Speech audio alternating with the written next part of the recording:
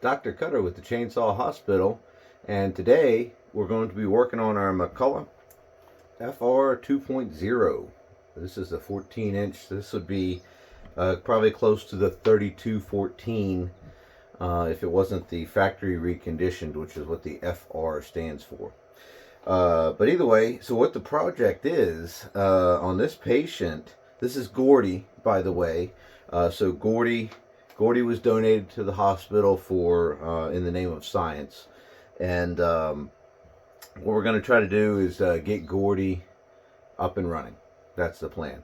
So I did a little preliminary research on these saws. Did not find a whole lot of information out there for them. I don't think they were super popular, but nonetheless, let's get in here. I'll get you a little bit closer so you guys can see what's going on, and what we'll do is we'll try to get this thing running.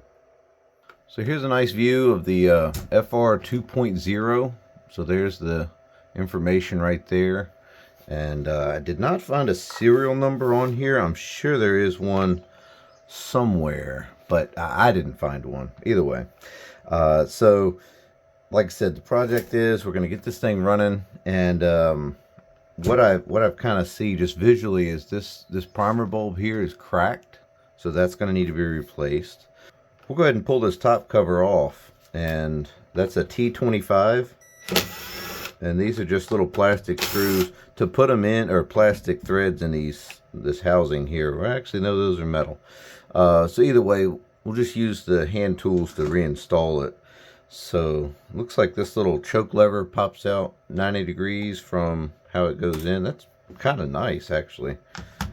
Pretty easy to get that out of the way. And there's these types of threads look like they are for plastic, so just be careful putting that back in. Yeah, and it goes right into plastic. So just wanted to get all that off. Looks like the air filter is still there. It hasn't disintegrated into nothing. But let's go ahead and pull this off too while we're at it. Let's just take a look. We'll probably put it back on just to do some testing. But yeah, let's get in here. Those fuel lines are gone. Some of them are gone, and you can see they're going over to the primer bulb. One of them's missing completely, but that's okay.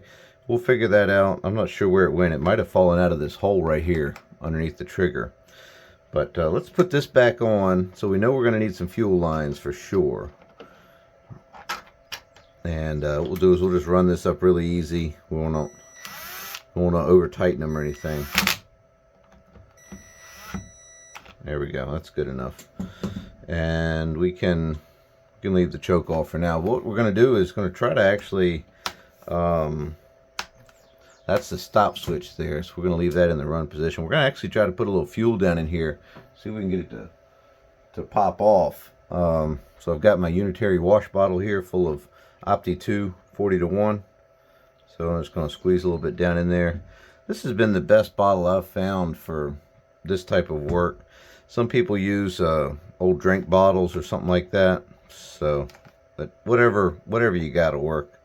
So here we go. I'm going to try to pull this over without picking it up off the table so you guys can see everything going on.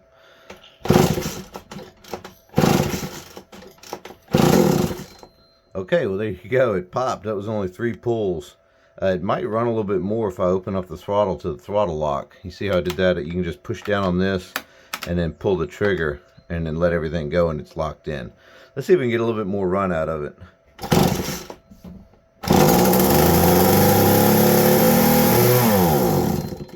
Okay, runs and dies. That's perfect. That means we have spark, right? We have timing, and we have good compression, or compression enough to make it run. So that's a super good test just to get started, to see where we are at.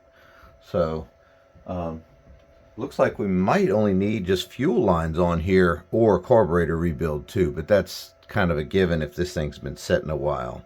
So what we'll do is we'll actually just start with fuel lines, since those are pretty easy to change out. And on this one, not necessarily. Oh, and the primer bulb too would need to be changed out, so, which we can get that out of there. That's no problem. So the fuel line routing on this saw is a little, there's a lot of it, I guess is what I'm saying. It's not, there's no pre-made options or anything like that. So it looks like the top line inside of here goes to the fuel inlet, which is over on the right side of the saw near the clutch drum. Okay, and then you've got the top line on the primer bulb, which it would be the, feels like the short line. Yeah, the short stub out, which would be the top on this one, would go to the return of the carburetor here. And then the long line of the purge bulb here goes to the bottom hose, which is the dump back into the tank. So hopefully all that makes sense. And maybe I'll make a drawing and put in here, so it'll be a little bit easier for everybody to understand where everything goes. But that's what we're going to do. We're going to put new fuel lines back in this thing and see if we can get it to run. So what we'll end up doing is pulling the hose, the fuel line out of the tank. This ought to be, it probably will just disintegrate if I had to guess. Yeah, it just fell right apart. Oh, and the fuel filter is floating around in the tank somewhere. We'll have to get that out. And let's see here. I've got a flashlight. Sometimes a flashlight is helpful on these saws. But what I've got here, I'm just going to fish out this old line from the fuel supply. It looks like there's a chunk. Oh yeah, it's just flaking right off of there. Yeah, not much left of it. Which, I don't know if ethanol was running here or if this is a common problem with these models. Just let me know down below if you have any experience with these things. Because I don't know much. This is the first, really one of the first McCullochs I've ever actually laid my hands on. Never had any around these parts. We have a lot of Steel and Husqvarna and Echo. It's just what the dealers were or what was available. So I'm not sure where this one came from. It could have been a big box store. It looks like box store type stuff. But either way, what we'll do is we'll try to push this old fuel line into the tank. Hopefully it'll go in there. Do is just try to get rid of that, and then that bottom fuel line there can just go into there. Yeah, and I can see the two holes right here. They're clean now. So what I'll do is probably flush out the fuel tank with a little bit of gas, and maybe try to get that filter out. And yeah, we'll go ahead and try to get those new lines ran into there. So let's do that. We got our wash bottle here again, and what we'll do is we'll put some gas down in this tank. I hear it clanking around in there. Oh. All right, so there's the fuel filter right here, and then here's another piece of fuel line that fell out of there. That was probably the little return line. So that's good. Looks like we got most of that out, and it wasn't too dirty. So I've got some of this Echo black fuel line here, and this stuff's been pretty good to me. Some new arteries we're going to put in. So this is, I think it's 4mm by 3mm, I think. But either way, what I'll do is I'll put a link down in the description, and be sure to check that out. That's going to get you pointed in the right direction on what you need. So I kind of tested getting this lower hose here, the return back to the tank in. I kind of came up with a good system, and that's using this wire here with this loop put in the end of it, and you start with it on this side going in. I've got a flashlight here so I can see the holes, and what I'm doing is just shooting straight in like that, and then once it's through the tank, which I can see right here, you can see it wiggling around in there, but once it's through the tank, I can then grab it with the needle nose and ease it on out of the tank.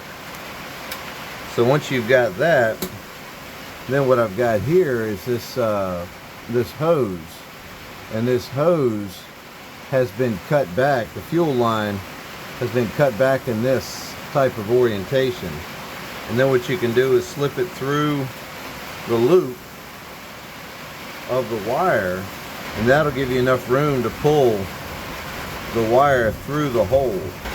Once I have the wire and everything lined up with the hole, I just use a screwdriver to push the wire, the hook part of the wire,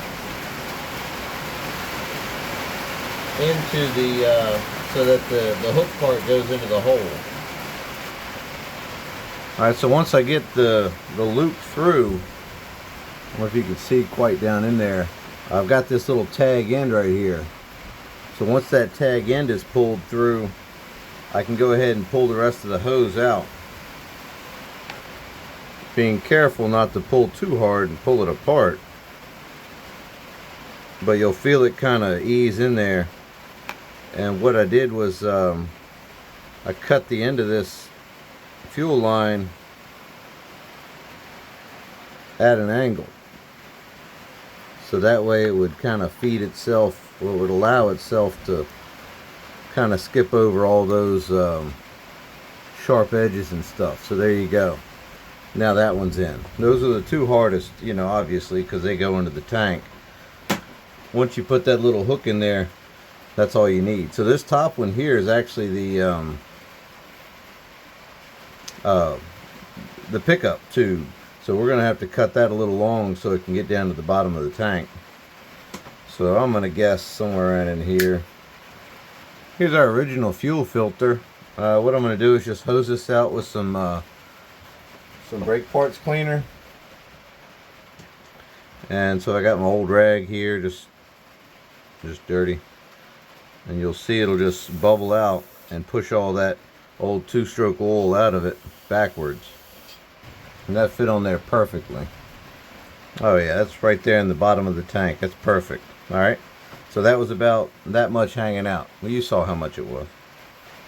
All I'm going to do is just trim this off nice and flush. So next up, what we'll do is we'll go ahead and pop this this old Purge bulb out. And there's two little tabs on the inside here, and you just literally push it right out of there. So there's the old Purge bulb. Not much left of it. It's in pretty rough shape. But remember, we had the long one on the bottom. So let's put the long one on the bottom again. Got a new Purge bulb here. This one looks used, but it is new. I'm not sure if it just got stained sitting up against the plastic bag or something. But either way, we'll make sure we put the long one at the bottom again, because that's the way it came out. So this just pushes right back into that same hole right there. There we go. I'm gonna go ahead and start hooking up the fuel lines to the carburetor. Our pickup tube goes to this port right here. What I'm going to do is put my needle nose in there like this, and all I'm going to do is just expand it out a little bit. Not too much or you'll break through it. These fuel lines are pretty tough. I'm going to sit there and hold it just for a second, and that should be much easier to get on this. I'm going to go ahead and pop this Purge bulb out, because I think it's going to be a little easier getting these fuel lines on there. Well, yeah, what I'm going to do is poke this one out through the hole right here, like that. And then this one actually goes on the long line. This is the return back to the tank that's just open. It just dumps into there. And then I've got this short line here that goes on to the carburetor. Just push that back in there and put the long line at the bottom again, just to make it consistent with what it was. And then this guy here goes on to there, just like that. So I hope that makes sense to everybody. There's a little bit better view of what's going on in there. Alright, well, now that we have all that in there, what we'll do is go ahead and put these bolts back in here. We've got our throttle hooked up, so that's good. The choke we'll get when we put the cover on. I like to put stuff back together by hand. I don't like using the impact too much. Sometimes I do if I know it's not critical. but this is kind of critical, so I don't want to strip any of those bolt holes out. So there we go. Well, that's it right there. Now we can put some gas in the tank here and see if actually, if this thing will start up by itself and run. So let's clean up the operating table a little bit. All right, here we go. We're going to put a little 2-cycle mix in here. This blood type of this saw, we're going to be putting in the 40-to-1 Opti 2. It's what I run in everything. Let's pump this purge bulb here. Looks like there's some gas in the purge bulb here. And we'll go ahead and prime it up with a little 2-cycle mix and see if we can get it to light off so I don't have to pull it so much. So that's on. I'm going to set the trigger and put the cap on. I'm not going to choke it because we just dumped a bunch of gas in there. So let's try this out.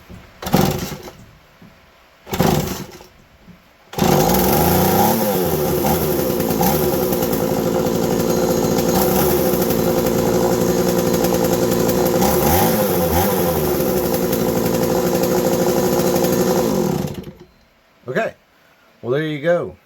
Gordy is running on its own. You heard it. That's amazing. Fuel lines weren't too hard to replace, kind of a pain, but we got them in there. Well, there you go. Gordy is back together and running on its own. Let's we're gonna put this thing back together, and be sure to check out, you'll see this chain drooping here really bad. Be sure to check out the next video on the Gordy series.